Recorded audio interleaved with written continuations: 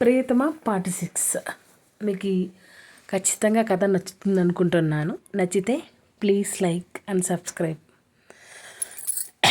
ఏదో జరిగింది చెప్తావా లేదా, లేకపోతే మీ మామయ్యతో చెప్పమంటావా? ఆ మాటకి ధరణి బెదురుగా చూసింది. నిజంగానే అత్త, ఏమీ లేదు. అది అమ్మా నాన్న లేకుండా ఫస్ట్ టైం వచ్చాను కదా, ఏదోలా ఉంది. ధరణి అప్పటికప్పుడు అబద్ధం మళ్ళేసింది. గగన్ కళ్ళు చిన్నవయ్యాయి. ధరణి చెప్పిన మాటలు అతన్ని నమ్మలేదు. ఇదంతా నమ్మొచ్చా? మాలవిక అనుమానంగా చూసింది. అలాంటప్పుడు ఇక్కడే ఉండాలి, కానీ హాస్టల్కి పోయి ఏం చేస్తావు? మాలవిక సందేహంగా అడిగింది. ధరణి గతుక్కుమంది. తనకు ఏం చెప్పాలో అర్థం కాలేదు. అంటే అలవాటు చేసుకోవాలి కదా అక్కడ. ఆమె స్వరం తడబడింది. మనసులో ఏదైనా ఉంటే బయటికి చెప్పేధరణి, లోపల బాధపడకు. ధరణి గడ్డం పట్టుకుని మృదువుగా చెప్పింది మాలవిక. అదేం లేదత్తా, అదేం లేదు, కంగారుగా పలికింది ధరణి. లేకపోతే సంతోషమే, ఉంటే మాత్రం ఈ అత్తతో చెప్పు. ఆ హక్కు, ఆ చనువు నీకుంది మాలవిక, అంది మాలవిక. ధరణి గుండ్రంగా తలాడించింది. నిన్ను హాస్టల్ ఉంచడం నాకు అస్సలు ఇష్టం లేదు. ఒక్కసారి ఆలోచించు. ధరణి మాట్లాడలేదు. సరే, ఈవినింగ్ షాపింగ్ వెళ్దాం, అంది మాలవిక. సరే, ధరణి బుద్ధిగా తల ఊపింది. సరే, ఇలాగే లేచి వచ్చేసావా? రాత్రి గగన్ ఎప్పుడొచ్చాడు? అడిగింది మాలవిక ఆలస్యంగా. ధరణి చెప్పింది. అటువైపు ఎవరో వస్తున్నట్టు అనిపించడంతో గగన్ అక్కడి నుండి సోఫాల వైపు వెళ్ళిపోయాడు. మాలవిక ఎక్కువ అడగలేదు. కొడుకు మీద అంత నమ్మకం పెట్టుకున్న అత్తని కొరకొర చూసింది ధరణి. సరే, వెళ్ళి స్నానం చేసిరా, టిఫిన్ చేద్దాం, మాలవిక చెప్పడంతో ధరణి బయటకొచ్చింది. వెనకై మాలవిక కూడా వచ్చింది. గగన్ తల్లి ముందు ఏం మాట్లాడలేదు. అక్కడ అతన్ని చూసి ధరణి కత్తుకుంది. అతని కనిపించగానే వడివడిగా మెట్ల వైపు పరిగెత్తింది. ఆమె బిహేవియర్కి అదోలా చూశాడు. తల్లిచ్చిన కాఫీ తాగి రిలీఫ్ ఫీల్ అయ్యాడు గగన్. కాసేపు తల్లితో మాట్లాడి గదిలోకొచ్చాడు. ధరణితో మాట్లాడడానికి చూడగా ఆమె డోర్ లాక్ చేసుకొని కనిపించింది. అక్కడే లివింగ్ ఏరియాలో సోఫాలో కూర్చొని ఆమె కోసం ఎదురు చూస్తూ ఉన్నాడు. అతనికి వెయిట్ చేయడం అంటే చాలా చిరాకు. హర్షకి టిఫిన్ పెట్టింది వేద. డాక్టర్ వచ్చి మరొకసారి చెక్ చేశాడు. విజయ్ కూడా వచ్చాడు. రాత్రి వేదని ఇబ్బంది పట్టలేదు కదరా అని అడిగాడు దగ్గరకొచ్చి. నోరు మూసుకో, హర్ష కసురుకున్నాడు విజయ్ని. ఏదో చేసి ఉంటావు అన్నమాట. విజయ్ నిట్టూర్చాడు. సడన్గా అతనికి ఏదో గుర్తుకొచ్చింది. వాళ్ళిద్దరూ దగ్గరగా ఉండడం అతను చూశాడు. తన భ్రమే తప్ప వాళ్ళిద్దరూ హాయిగానే ఉన్నారు అని నిశ్చింత ఫీల్ అయ్యాడు విజయ్. పద, రిపోర్ట్స్ పట్టుకొని వేద గదిలోకొచ్చింది. ఎక్కడికి పోవాలి మళ్ళీ? చిరాగ్గా అన్నాడు హర్ష. డిశ్చార్జ్. వేద అన్న ఆ మాటకి విస్మయంగా చూశాడు హర్ష. ఏంటి వేద, డిశ్చార్జ్ చేస్తున్నారా? అవును విజయ్, సాయం పట్టు, కారుందిగా అంటూ విజయ్ని చూసింది. వీడి కారు మీ ఇంటి దగ్గరే పెట్టి వచ్చాను వేద, నా కారుంది అన్నాడు విజయ్. వేద హర్షని చెరకు వైపు పట్టుకొని బయటికి తీసుకొని రాసాగారు. నెమ్మదిగా కారులో కూర్చోబెట్టి అతని పక్కనే వెనక్కి కూర్చునింది వేద. అతనితో ఒక్క మాట కూడా మాట్లాడలేదు. ఇంటి వరకు మౌనంగానే ఉంది. చాలా చాలా థ్యాంక్స్ విజయ్, నీకు ఆఫీస్కి టైం అవుతుంది కదా, వెళ్ళు. వేద చిరునవ్వుతో చూసింది. సరేరా, జాగ్రత్త, హర్షని చూస్తూ అన్నాడు విజయ్. సీరియస్గా ముఖం తిప్పేసుకున్నాడు. తన భార్యమని తన స్నేహితుడితో కూడా నవ్వుతూ మాట్లాడడం అతగానికి నచ్చలేదు. లోపల వరకు వస్తాను అంటున్న విజయ్ని చూసి దుబ్బయ్ పెదవులు కదిలించాడు వేద చూడకుండా. విజయ్ తల పెట్టుకొని అక్కడి నుండి వెళ్ళిపోయాడు. హర్ష చేతిని భుజం చుట్టూ వేయించుకొని అతని భారాన్ని మోయలేక అవస్థలు పడుతూ తంటాలు పడుతూ ఎలాగో లోపలికి తీసుకొచ్చింది వేద. హాల్లో అతను కూర్చోపెట్టి ఆయాసం తీర్చుకుంది. ఎంత బరువు ఉండాడో బండవెదవ. ఆమె గ్లాసు నీళ్లు తాగేసి అనుకునింది. అతనికి హాట్ వాటర్ తెచ్చిచ్చింది. రూమ్లోకి వెళ్దాం పద, అంది వేద. అతను ఆమె సహాయంతో నెమ్మదిగా లేచాడు. కాలు మీద భారం పడుతుంటే ఇంకా నొప్పి తగ్గలేదు అతనికి. నెమ్మదిగా గదిలోకి తీసుకొచ్చింది వేద. కూర్చో, వెళ్ళిపోతున్న ఆమె చేతిని పట్టుకున్నాడు హర్ష. ఆమె తనతో వారించలేదు. మౌనంగా అతనికి ఎదురుగా కూర్చొని అతని వైపు చూసింది, ఏమాత్రం జంకు లేకుండా. ఆమె చూపులకి అతను తడబడ్డాడు. ధరణి గదిలో నుండి బయటకొచ్చింది. భుజం మీదుగా ఉన్న జడని వెనక్కి వేసుకొని కిందికి వెళ్ళిపోతుంటే టక్కున ఎవరో చేతిని పట్టుకున్నట్టు అనిపించడంతో ఆమె గుండె ఆగినంత పనైపోయింది. భయంగా తల తిప్పి చూసిన ధరణికి గగన్ కనిపించగానే రాత్రి సంఘటన ఒక రీల్లా బ్రెయిన్లో మెదిలింది. ఆమె గుటకలు మింగుతూ చూసింది అతని వైపు. అతను ఏదో మాట్లాడబోయేసరికి ఇల్లు తుడచడానికి అన్నట్టు చేతిలో కర్ర పట్టుకొని మెట్లు ఎక్కి పైకి వస్తున్న సర్వెంట్ని చూసి ధరణి చేతి పట్టుకొని తన గదిలోకి లాకెళ్ళిపోయాడు గగన్. ఏమైంది? ధరణి అదురుగా అడుగుతుండగానే ధడేళ్లమని పడిన తలుపుని చూసి ఆమె గోడకి బిగుసుకుపోయింది. ఆమె పక్కన నిలబడి ఆమె తల పక్కన గోడకి చేతిని వేసి ఆమె కాస్త దూరంగా నిలబడి ఆమె కళ్ళల్లోకి సూటిగా చూస్తుంటే ముచ్చమట్లు పడ్డాయి ధరణికి. ఇంతకుముందు అతని ముందుకు రావాలంటే బిడియం మాత్రమే ఉండేది. రాత్రి సంఘటనతో అతనంటే భయం పట్టుకునింది ధరణికి. అందుకే తను వెళ్ళిపోవాలని ప్రయత్నం చేసింది. అత్తయ్య ముందు ఏం మాట్లాడలేదు. ఏంటి? ధరణి చేతులు నలుపుకుంటూ చూసింది. అతని కళ్ళు చిన్నవి చేసి ఆమెను తీక్షణంగా చూస్తూ రాత్రి ఏం జరిగింది అని అడిగాడు. అతని ముఖంలో ఏ భావాలు ధరణికి అంతు పట్టడం లేదు. ఏం జరిగింది?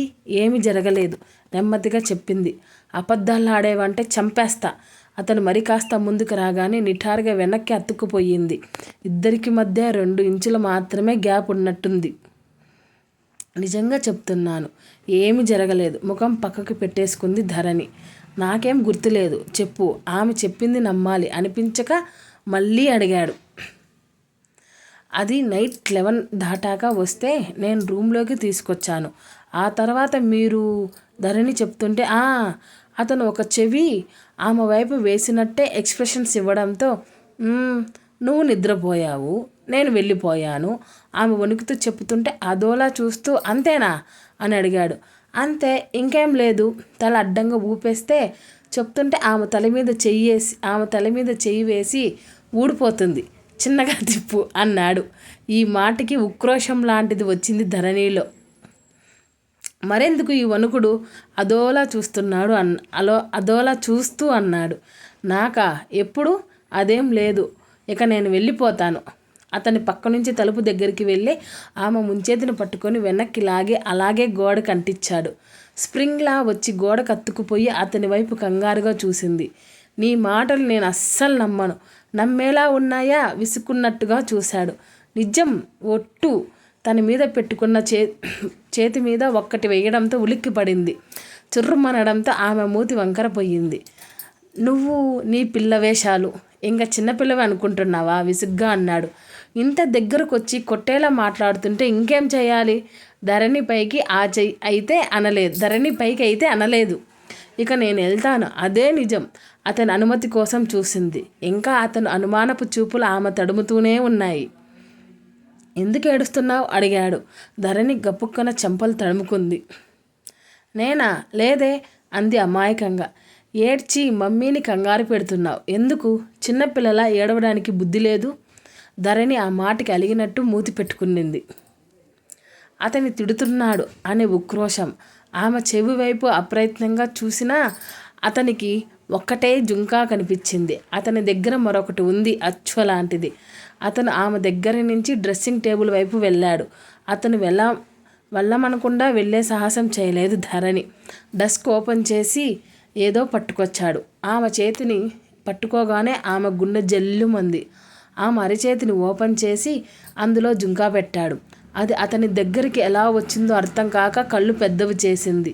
చెవి తడుముకునింది. అది తనదే.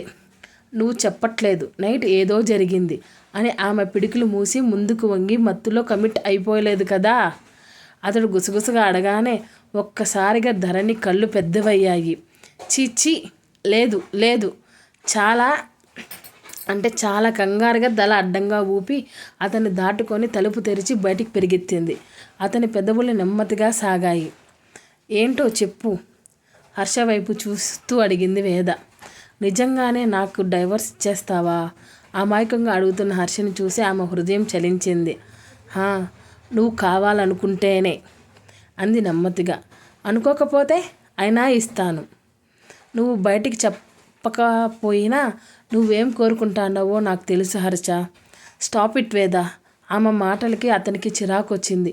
ముందు సెట్ అవ్వు, తర్వాత మాట్లాడుకుందాం ఇవన్నీ. ఇవేం వేద, ఇవేం పెద్ద దెబ్బలు కాదులే. ఇలాంటివి ఎన్నోసార్లు తగలలేదు. ముందు సూటిగా మాట్లాడు అన్నాడు. సరే ఏంటి చెప్పు, నాకు పనుంది. ఆమె ముఖం తిప్పుకొనింది. ఆమె పొడిగా మాట్లాడుతుంటే అతనికి ఏం చెప్పాలో అనిపించలేదు. కొన్ని క్షణాల పాటు ఆమె వైపు దీక్షణంగా చూశాడు హర్ష. వెళ్ళు. అతని మాటల్లో సరదా పోయి గంభీరత్వం అల్లుకునింది. అతని వైపు ఒక్కసారి చూసి లేచి వెళ్ళిపోయింది వేద. నెమ్మదిగా లేచి కూర్చున్నాడు. కబోర్డ్స్ పట్టుకొని సిగరెట్ ప్యాకెట్ తీసుకొని విండో దగ్గరకు వచ్చి చైర్లో కూలబడ్డాడు. సిగరెట్లు కరిగిపోతున్నాయి. అతని నోటి నుంచి వస్తున్న పొగ రింగులు తిరుగుతూ గాల్లో కలిసిపోసాగాయి. అతని ఆలోచనలు వేద దగ్గర లేవు. తనకి యాక్సిడెంట్ అయిన దగ్గర ఆగిపోయాయి. తన డ్రైవింగ్ చాలా పర్ఫెక్ట్గా ఉంటుంది. యాక్సిడెంట్ ఎలా జరిగింది? అదే అతను కనిపెట్టలేని సమాధానం కాదు. వెంటనే విజయ్కి కాల్ చేశాడు. విజ్జు, చెప్పరా, నాకు యాక్సిడెంట్ అయిన ఏరియా సీసీ ఫుటేజ్ కావాలి. పోలీస్ డిపార్ట్మెంట్లో నీ ఫ్రెండ్ ఉన్నాడు కదా, కాస్త అది చూడు. హర్ష, వాట్ హ్యాపెన్ అడిగాడు విజయ్ కాస్త కంగారుగా. నథింగ్ రా, నువ్వు వరి అవ్వకు. యాక్సిడెంట్ చేసిన వాడు ఎవడో తెలుసుకుందామని అంతే. సరే, 1 అవర్లో నీ ముందు డీటెయిల్స్ ఉంటాయి. హర్ష కాల్ కట్ చేసేశాడు. గగన్ ఎక్కడికో బయటికెళ్ళి మధ్యాహ్నం వచ్చాడు.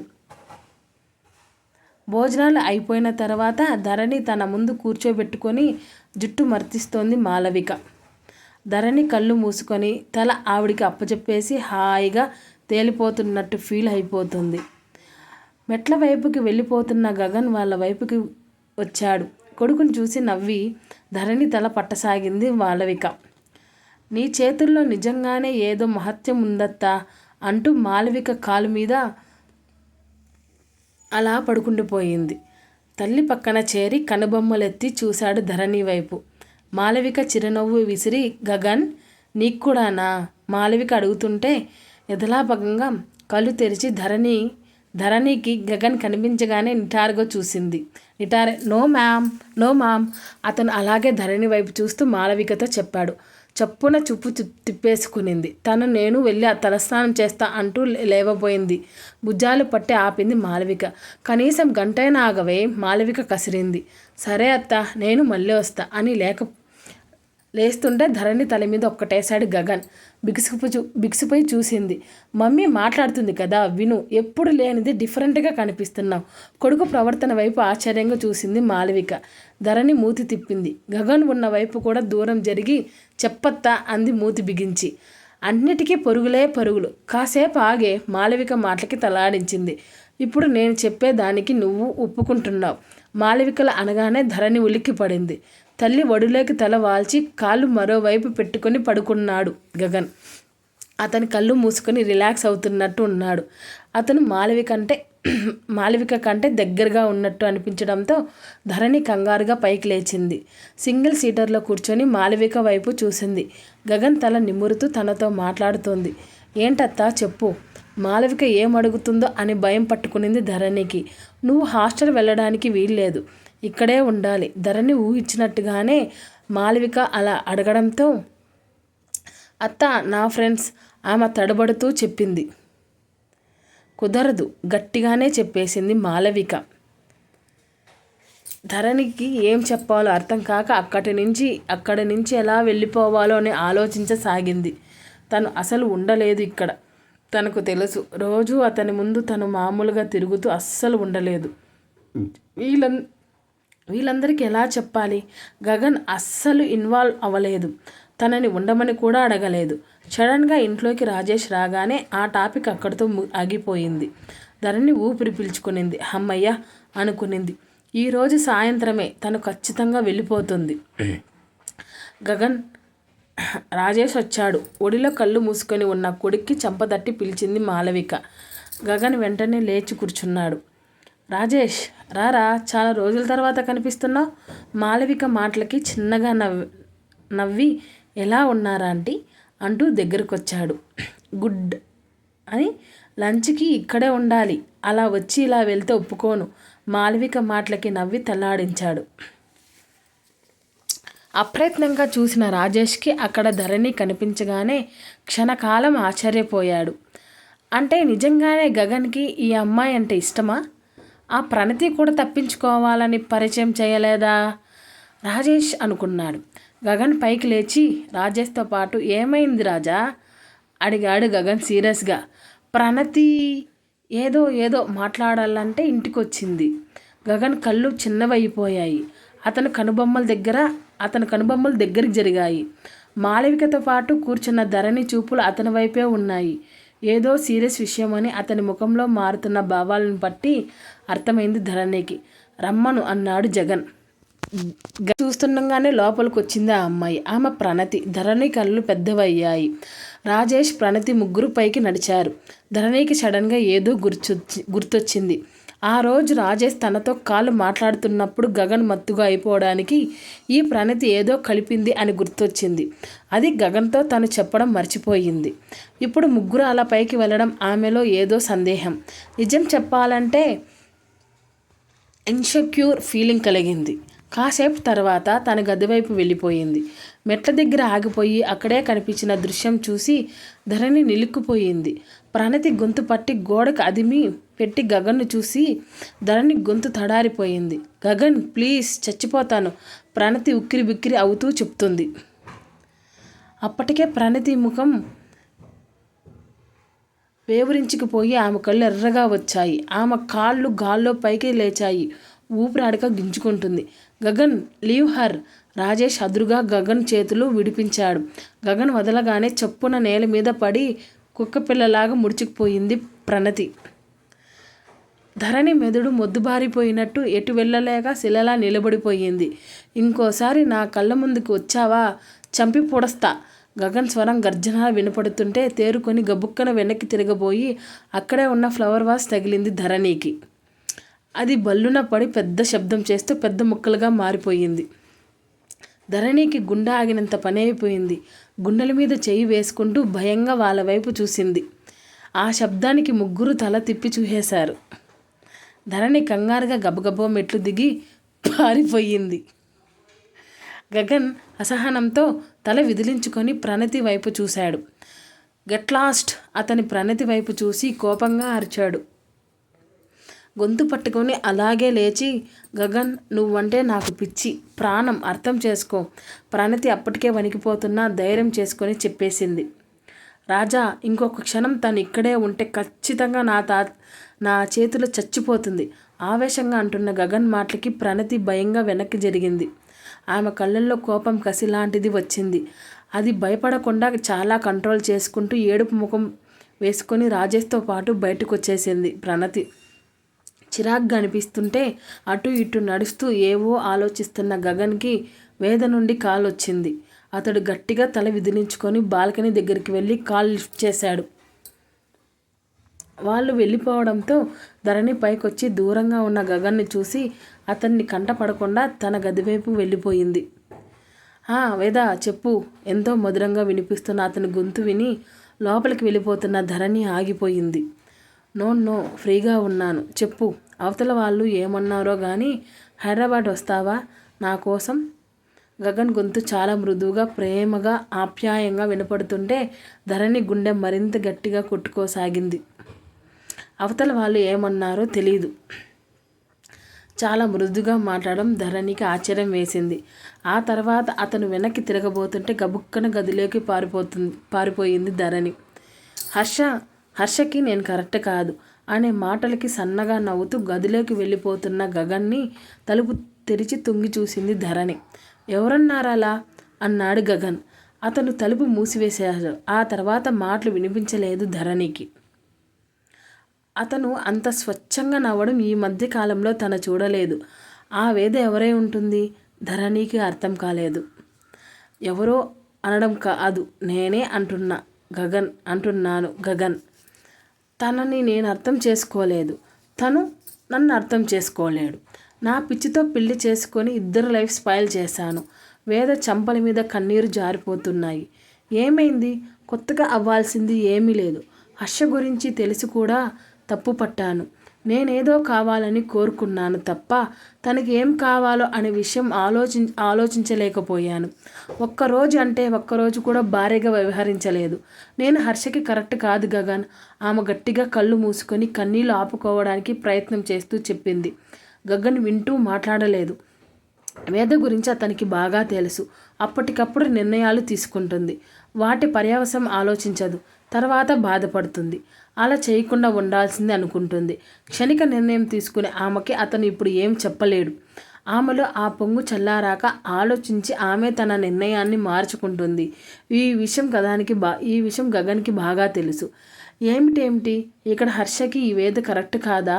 ఎప్పుడు వచ్చాడో హర్ష. అతని మాటలు వినిపించి వేద గుండె ఆగిపోయినట్టు అనిపించింది. గగన్ ఆ మాటలు విని నిట్టూర్చాడు.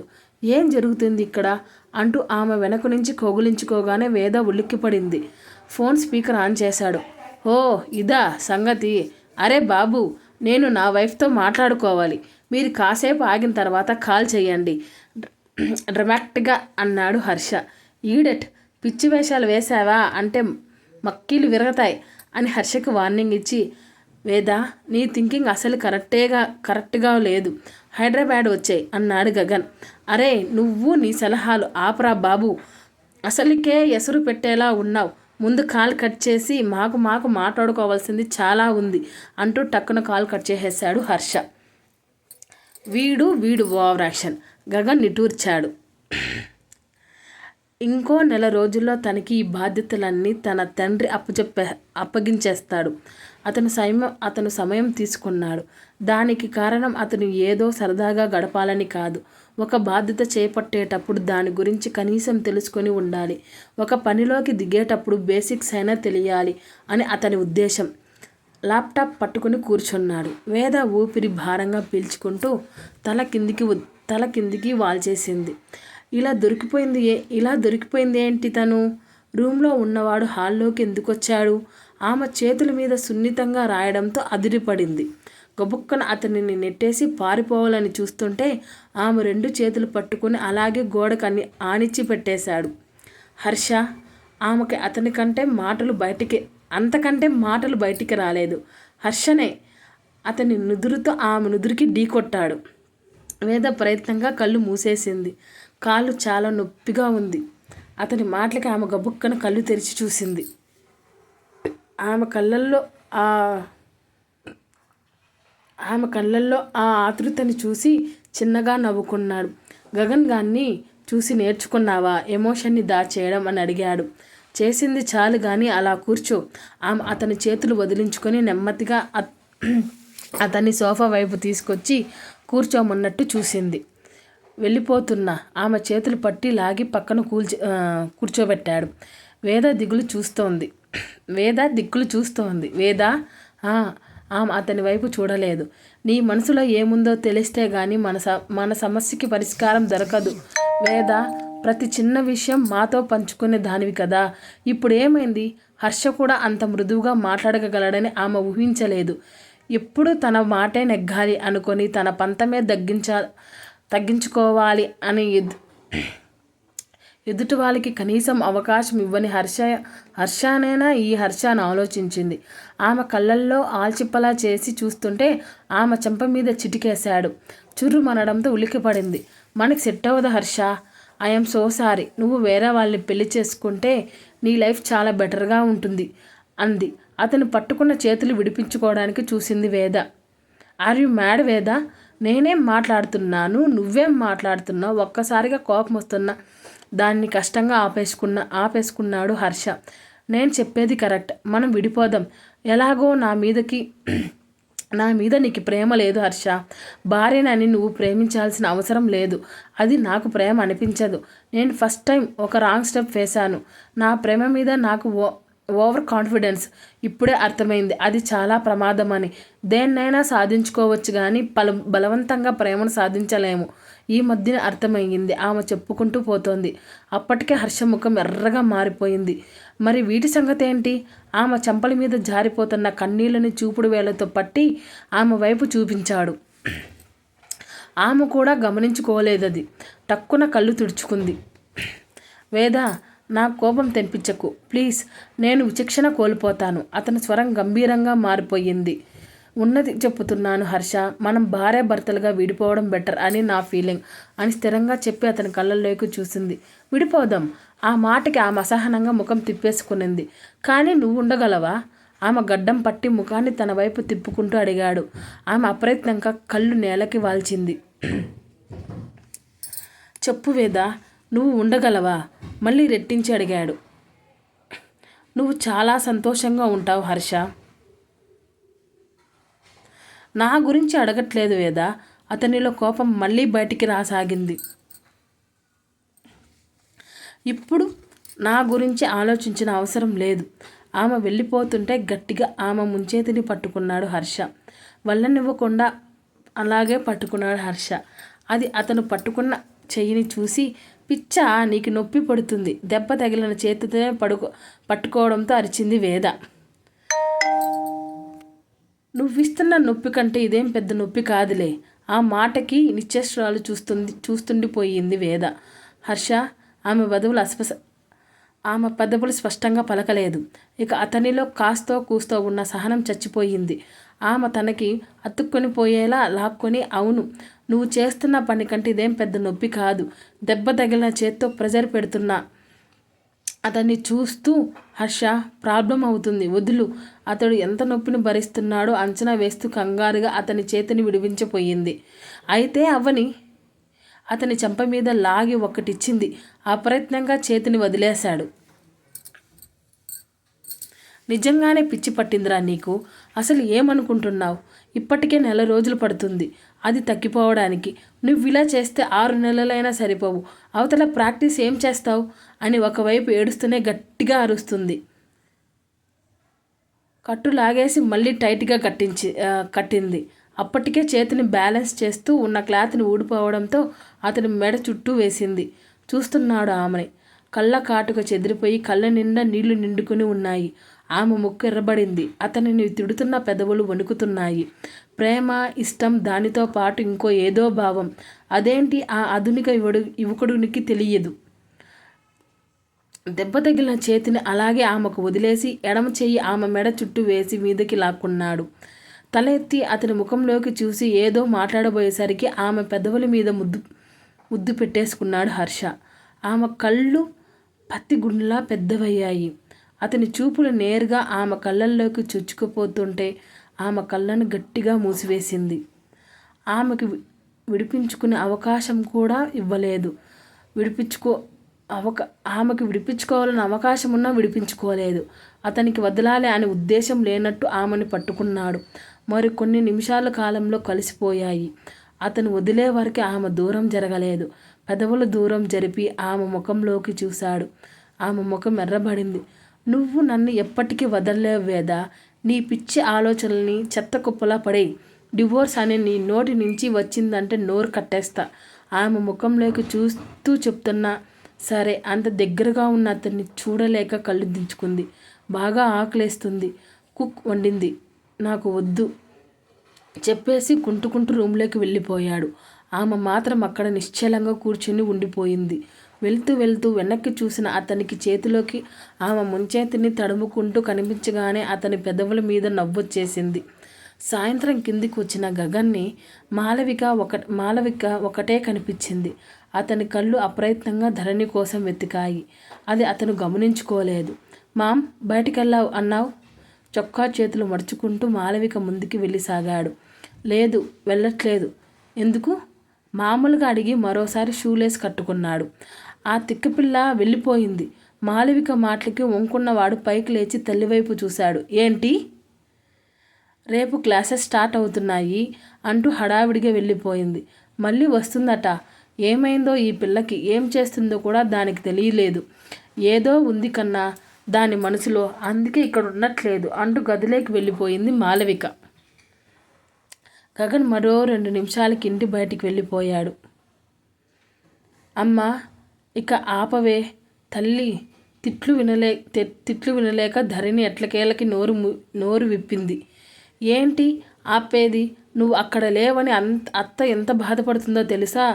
కొంత తగ్గించి అంది రేవతి. రేపు క్లాసెస్ స్టార్ట్ అవుతున్నాయి, అందుకే వచ్చేశాను ధరణి చెప్పింది. మళ్ళీ చెప్పింది. అబద్ధాలు ఆడావంటే చంపేస్తాను. అదేమన్నా 10 కిలోమీటర్ల దూరమా? 1/2 గంట ప్రయాణం. నీకు ఎంత చెప్పినా అర్థం కాదు. రేవతి కోపంగా కాల్ కట్ చేసింది. ఇవన్నీ తనకి అలవాటే కాబట్టి ధరణి పెద్దగా పట్టించుకోలేదు. ఎప్పటికో రాత్రికొచ్చారు అమృత, శృతి. ధరణి వచ్చిందని ఊహించని వాళ్ళు, ధరు అదేంటి అప్పుడు వచ్చేసావు? రేపు ఎలాగో క్లాస్ లేదు అని అడుగుతుంటే, మీరు ఇక్కడ తిరిగి నన్ను ఇప్పుడు వదిలేశారని వచ్చేసా అంటున్న ధరణి మాటలకి గట్టిగా నవ్వారు. మేమంటే ఇప్పుడే కదా రావడం, నువ్వు ఎప్పుడూ వస్తూనే ఉంటావు కదా. అసలు నీకు ఒక అత్త, అత్తకి ఒక కొడుకు, త్వరలోనే ఆ కొడుక్కి భార్య కూడా అవ్వచ్చు నవ్వుతూనే అంది శృతి. డోర్ మూసుకో ధరణి మాటకి ధరణి గట్టిగా చెప్పింది. బావే నీకి బావ సాగదీసింది. అంత లేడక్కడ. ఆల్రెడీ ఆయన గారికి వేరే అమ్మాయి అంటే ఇష్టం, నన్ను పెళ్లి చేసుకునే ఆలోచనలో లేదని ఎప్పుడో చెప్పేశాడు అని అప్పటికే ఆశ్చర్యంగా చూస్తున్న స్నేహితులను చూసి తను ఏమన్నదో అర్థమై గబగబా అక్కడ నుండి బయటికి వెళ్ళి